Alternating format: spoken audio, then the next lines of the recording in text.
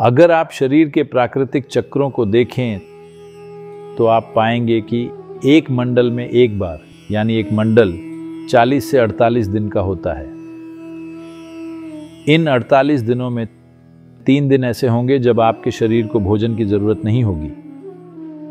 अगर ये जागरूकता नहीं है कि वो दिन कौन सा है, तो उसके लिए भारत में उन्होंने एक दिन तय किया है जिसे एकादशी कहते हैं।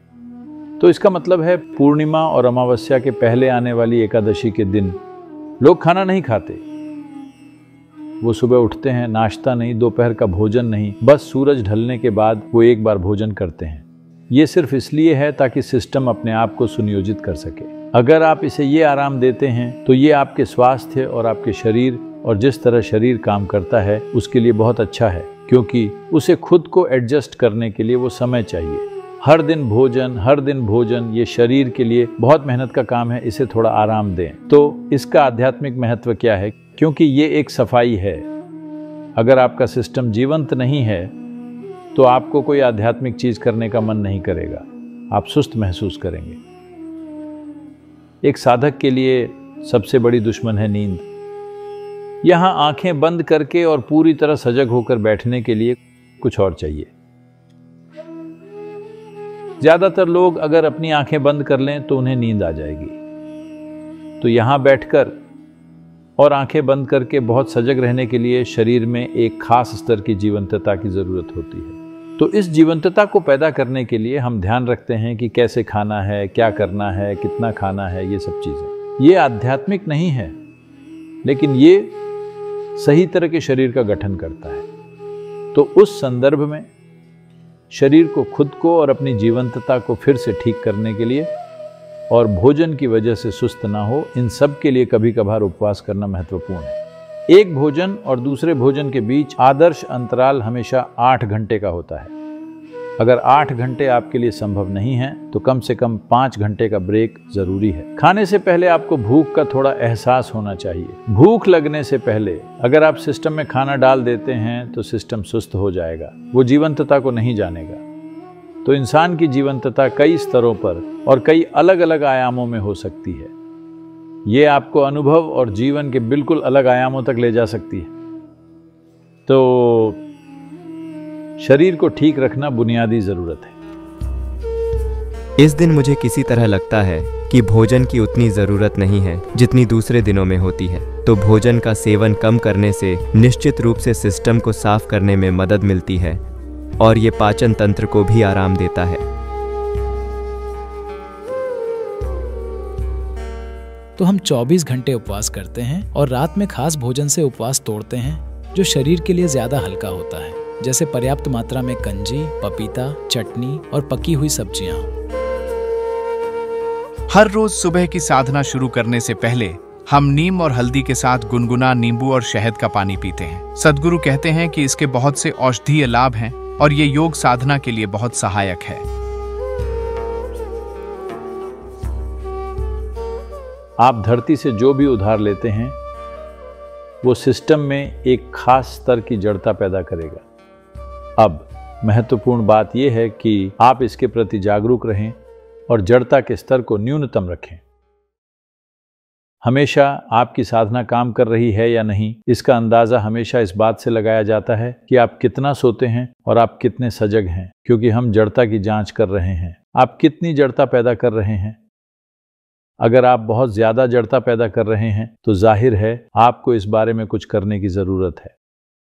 तो अगर कोशिका के स्तर पर शरीर एक खास मात्रा में ऊर्जा को प्रवेश नहीं करने देता तो जड़ता का स्तर बढ़ जाएगा। कोशिका के स्तर पर प्रवेश के लिए नीम और हल्दी का मिश्रण जबरदस्त सहायक है। ये एक डायलेटर की तरह है। आपको पता है कि डायलेटर क्या होता है? अब अगर आंखों का डॉक्टर आपकी आंखें चेक करना चाहता है तो वो आपकी आंख में देखता है तो ज्यादा कुछ नहीं देख पाता, फिर वो एक डायलेटर डाल देता है। आपकी आंख इस तरह हो जाती है, अब वो आपकी आंख में देखता है। तो ये ऊर्जा के लिए एक तरह का डायलेटर है। ये शरीर को इस तरह से डायलेट करता है कि ये ऊर्जा को शरीर में प्रवेश करने और शरीर की हर दरार को भरने में सक्षम बनाता है। ये महत्वपूर्ण है। वरना अगर आप बहुत सारी साधना करते हैं, बस यही नीम और हल्दी ही एकमात्र चीज नहीं है, ये शारीरिक सहारे हैं और साधना खुद भी ऐसा कर रही है। नीम और हल्दी अच्छा सहारा है क्योंकि ये कोशिकीय संरचना को इस तरह डायलेट करता है कि ये सोख पाती है। जब आप आसन करते हैं तो शरीर एक अलग तरह की ऊर्जा से स्पंदित होने लगेगा। जब आप साधना करते हैं तो नीम और हल्दी को हल्के शहद वाले पानी के साथ लेना सिस्टम की सफाई करने, उसे डायलेट करने का एक शानदार तरीका है। तो जब आप साधना करते हैं, एक बात यह है कि ये मांसपेशियों में लचीलापन लाता है। दूसरी बात यह है कि चूंकि डायलेशन के कारण मांसपेशियों में लचीलापन आता है, तो परिणाम स्वरूप वो लचीलापन एक ऐसा तरीका बन जाता है जिससे आप धीरे धीरे सिस्टम को अधिक शक्तिशाली संभावना में ले जाते हैं। तो भोजन का ध्यान रखना उतना ही महत्वपूर्ण है जितनी कि साधना। अपने भोजन के प्रति अनुशासित होना, आप सिस्टम में क्या डालते हैं वो साधना करने जितना ही महत्वपूर्ण है। उद्देश्य ये है कि अगर आप सुबह सुबह नीम और हल्दी का ये मिश्रण लें और कुछ गर्म पिएं तो वो पेट को अच्छी तरह से साफ करता है। अगर आपके पेट में कोई छोटा मोटा संक्रमण है तो वो भी दूर हो जाएगा और वो शरीर में कैंसर कोशिकाओं को भी नष्ट कर देता है। जब मैं कैंसर कोशिकाएं कहता हूं तो ऐसा नहीं है कि आपको कैंसर होने का पता चल गया है। हम सभी के शरीर में कैंसर कोशिकाएं होती हैं। जब कैंसर कोशिकाओं का प्रतिशत एक खास स्तर से ज्यादा हो जाता है, सिर्फ तभी वो एक बीमारी बनती है, वरना हम में से हर किसी के शरीर में कैंसर कोशिकाएं होती हैं। और वो कितनी हैं, वो कई मायनों में आपके स्वास्थ्य की स्थिति को तय करता है।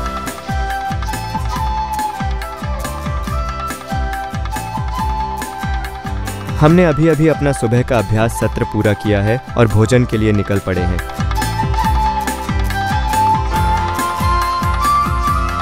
हॉल में हम जिस तरह से बैठते हैं, हम पालथी लगाकर बैठते हैं और अपने हाथों से खाते हैं। हाथों से खाने से, इससे पहले कि भोजन आपके मुंह में जाए, आप अपने भोजन के साथ वाकई संबंध बना लेते हैं। हॉल में हम जिस तरह से खाते हैं, उसका एक और पहलू ये है कि हम मौन रहकर खाते हैं। ये आपको और जागरूक होने में मदद करता है और ये महत्वपूर्ण इसलिए है क्योंकि खाने के दौरान मैं अपने शरीर के बारे में अधिक जागरूक हो जाती हूँ। अगर हम घर पर टीवी देखते हुए खाना खाते हैं तो आप अपना हाथ चिप्स के बैग में डालते हैं और अचानक कोई चिप्स नहीं बचा होता है। लेकिन जब आप इस तरह से सचेतन रूप से खाते हैं तो आप अपने शरीर में संवेदनाओं को बेहतर महसूस कर सकते हैं और जान सकते हैं कि कब रुकना है।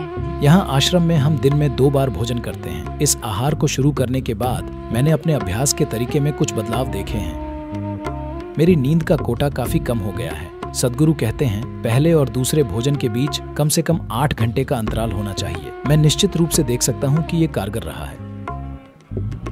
तो अगर आप भोजन में अंतराल रखें, एक भोजन और अगले भोजन के बीच अगर 6 से 8 घंटे का अंतर रखते हैं और बीच में कुछ नहीं खाते, तो आपकी अधिकांश कैंसर कोशिकाएं मर जाएंगी। फिर भी अगर उनमें से कुछ मजबूत हैं और वो नहीं मरती, तो इसीलिए आपके लिए महीने में 2 बार एकादशी होती है।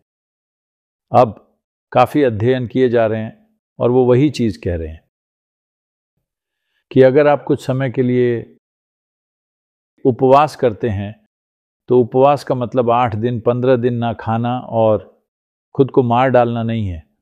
नहीं, आप आज बस अपना शाम का भोजन करें, अगला भोजन कल शाम को ही होगा। अगर आप इतना गैप देते हैं तो अधिकांश कैंसर कोशिकाएं बेअसर हो जाती हैं। क्या वो सब खत्म हो जाएंगी? नहीं, उनमें से कुछ को पता है कि कैसे छिपना है, लेकिन वो कभी अपनी संख्या को बढ़ाने और एक जगह पर जमा होकर बीमारी पैदा नहीं कर पाएंगी। ये सिर्फ भोजन के प्रकार और इस बारे में नहीं है कि आप कितनी बार भोजन करते हैं, बल्कि ये भोजन के उपचार करने और ठंडक पहुंचाने के गुणों के बारे में भी है।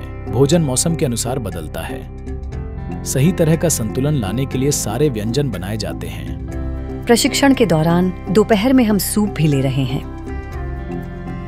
दोपहर में वो आपको कुछ देंगे जिसे यहाँ स्थानीय भाषा में कोल्लू कहा जाता है और अंग्रेज यहाँ आए और इसे घोड़े की दाल नाम दिया। तो दोपहर में वो आपको कुल्थी की दाल का सूप देंगे। आप कुल्थी की दाल का सूप पिए और दालों में, ये धरती पर पाई जाने वाली सभी दालों में ये सबसे ज़्यादा प्रोटीन वाली दाल है। इसमें बहुत ताकत होती है।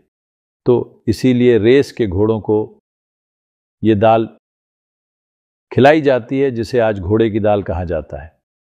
अब ये शरीर में गर्मी बढ़ाएगा।